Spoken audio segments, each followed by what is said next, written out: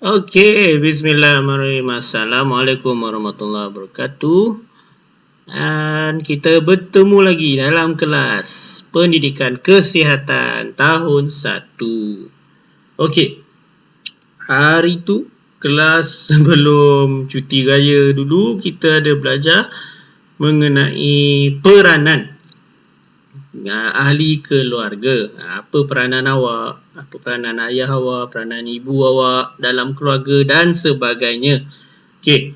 Hari ni kita akan belajar mengenai cara-cara untuk berkomunikasi dengan ahli keluarga. Apa maksud komunikasi? Cara macam mana kita nak komunikasi?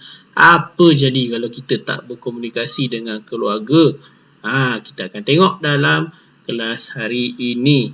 Okey, sebelum kita mula, macam biasa, Cik nak perkenalkan apa standard kandungan dan standard pembelajaran kita untuk hari ini.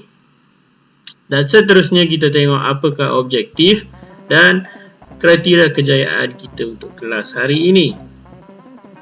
Tanpa melengahkan masa lagi, mari kita mulakan kelas PJPK pada hari ini. Okey, macam saya cakap tadi, tajuk hari ini adalah cara berkomunikasi dengan ahli keluarga. Okey, jadi sambil-sambil awak tengok video tu, okey, sambil-sambil tu juga kita sediakan buku teks. Okey, kita tengok buku teks pada muka surat 79. Okey, 79 muka surat dia yang macam mana? Muka surat dia sama macam gambar yang saya tunjukkan tu lah. Okey, macam ni. Okey. Alright, so untuk mulakan kelas kita pada hari ini, kita akan baca cerita yang ada dekat muka surat 79 tu. Okey, untuk rasa dekat bawah ni lah. Okey, kita baca sama-sama. Okey, pertama sekali kita tengok dulu tajuk cerita dia apa. Tajuk cerita dia adalah Bantu Membantu. Okey, apa ayat di bawah dia tu? Kita baca sama-sama. Alicia sekeluarga sedang makan bersama-sama. Okey, ni keluarga-keluarga Alicia lah. Kita ada belajar sebelum ni kan. Dia ada pembantu rumah lah, apa semua tu. Okey, kita tengok apa yang mereka sedang buat. Okey, kita tengok daripada dialog di ibu dahulu. Ibu dia yang baju orange peach tu. Okey, dia cakap apa? Elson, jangan guna telefon bimbit semasa makan. Okey, Elson ni siapa? Elson ni abang Alicia lah. Okey, tu dia pun cakap apa? Elson cakap apa? Baik, ibu. Okey, Elson pun dengar cakap ibu dia cakap jangan guna telefon bimbit semasa makan. Dia pun dengar nasihat ibu dia. Alright, kita tengok kepada adik Alicia. Okey, dia cakap apa tu? Yang baju biru muda tu Ini airnya Datuk. Dia hulu air. Tapi sebelum tu Datuk dia cakap apa? Baju kuning tu tolong hulukan air. Sebab Datuk dia minta tolong hulu air. Sebab itulah dia bagi air dekat Datuk dia. Okey, kemudian kita tengok apa yang dia cakap dekat situ lagi. Alicia tengah bawa makanan nak hidang atas meja. Dia cakap apa? Alicia cakap sila makan. Kemudian ayah dia pun cakap apa? Terima kasih Alicia.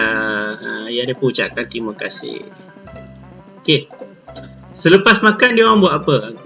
Dia dekat bawah tu. Selepas makan mereka membuat kerja rumah. Kerja rumah ni bukan homework Kerja rumah ni maksudnya kerja-kerja di rumah. Okey, kalau macam tu tengok adik Alicia nama Elson tadi tu dengan ayah dia sedang cuci pinggan. Lepas tu pembantu rumah dia tengah buat apa? Kat bawah tu.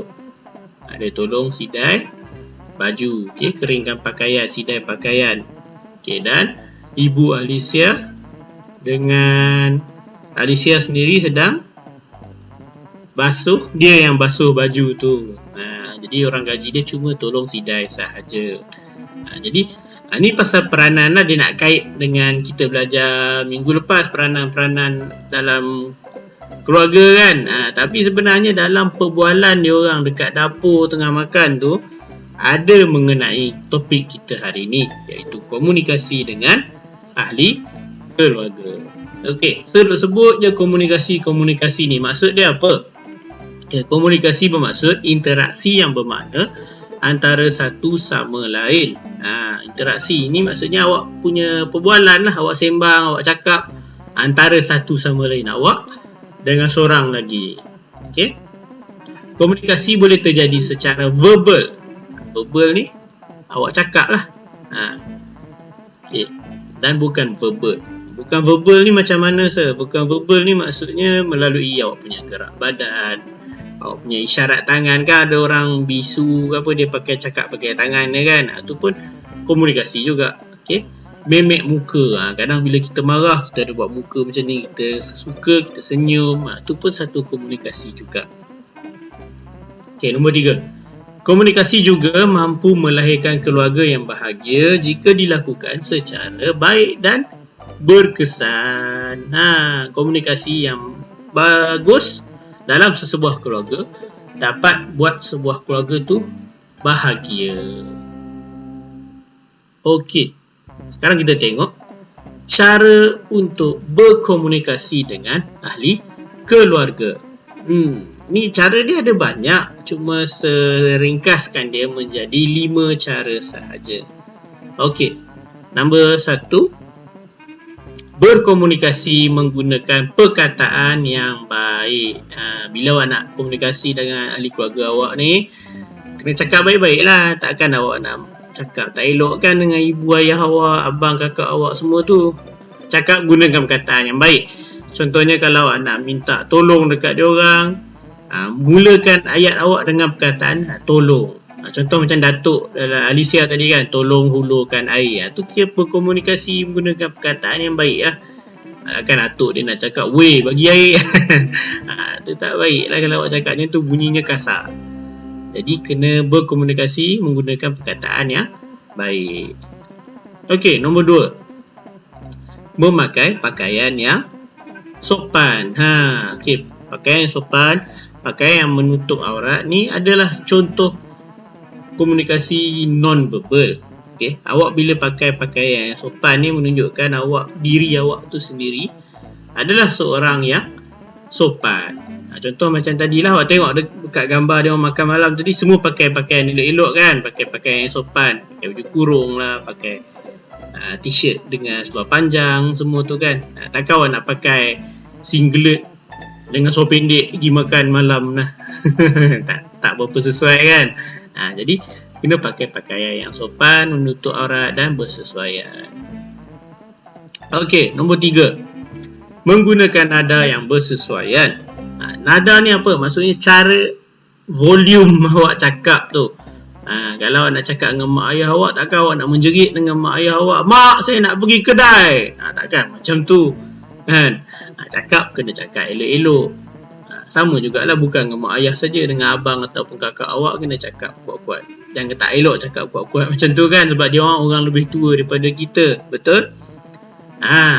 Walaupun abang awak mungkin dengan awak beza setahun ke 2 tahun je kan. Tapi masih kena guna nada yang bersesuaian.